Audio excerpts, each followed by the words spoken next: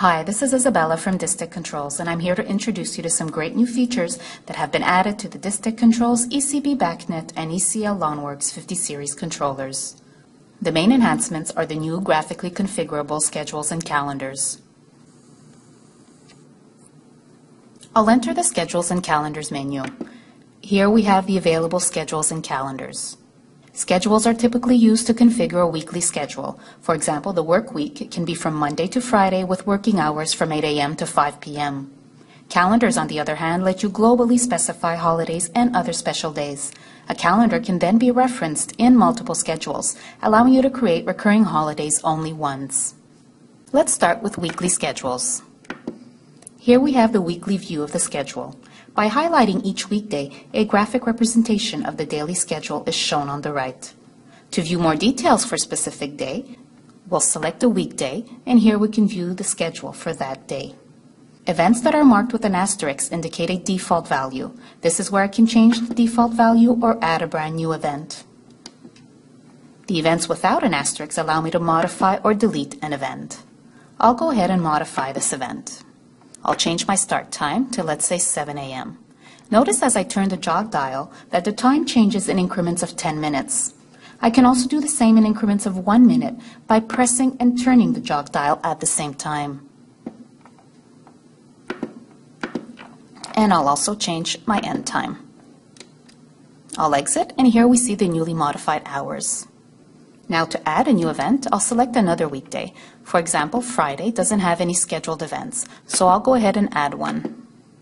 Here I can change my state to any of these values. I'll also go ahead and change my start time, let's say 7 a.m. again, and my end time to 6 p.m.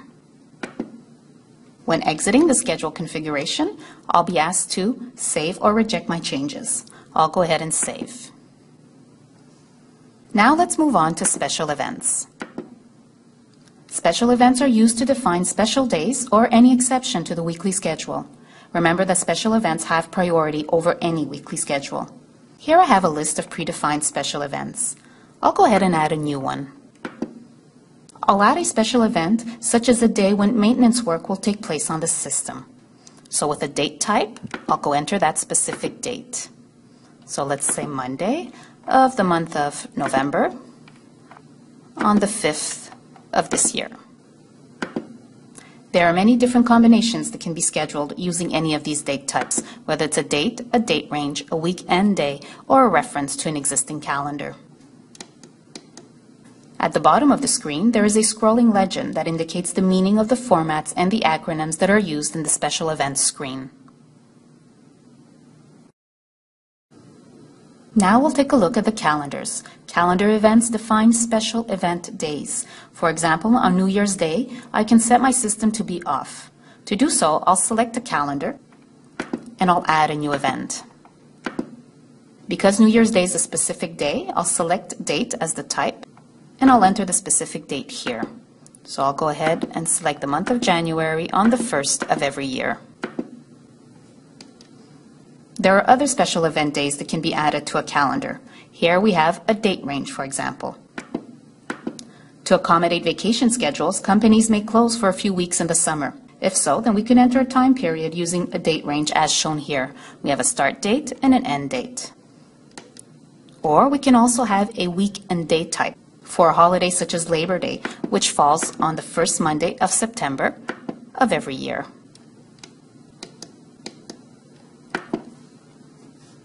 Like I previously mentioned, a calendar can then be referenced in the schedules. So rather than defining the same event in multiple schedules, such as New Year's Day or any other recurring holiday or event, you can define them all in one calendar. To refer to a calendar, we'll have to go back to a schedule. We'll select Special Events, and we'll use a reference as a type. And here we can select the calendar we wish to refer to.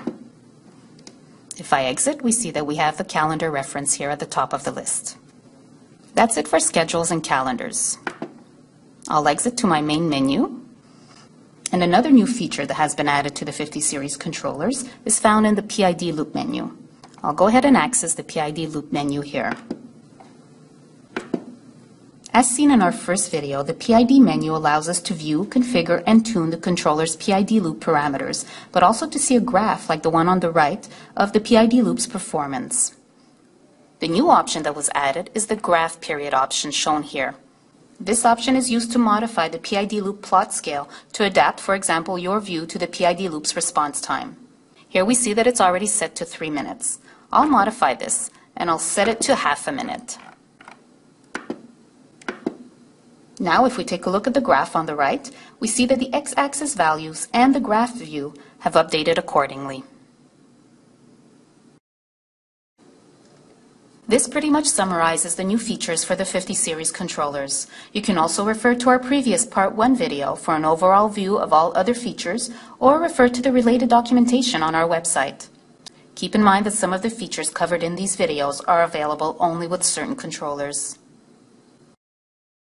Thank you for watching, and please refer to our website or contact your regional sales manager for more information.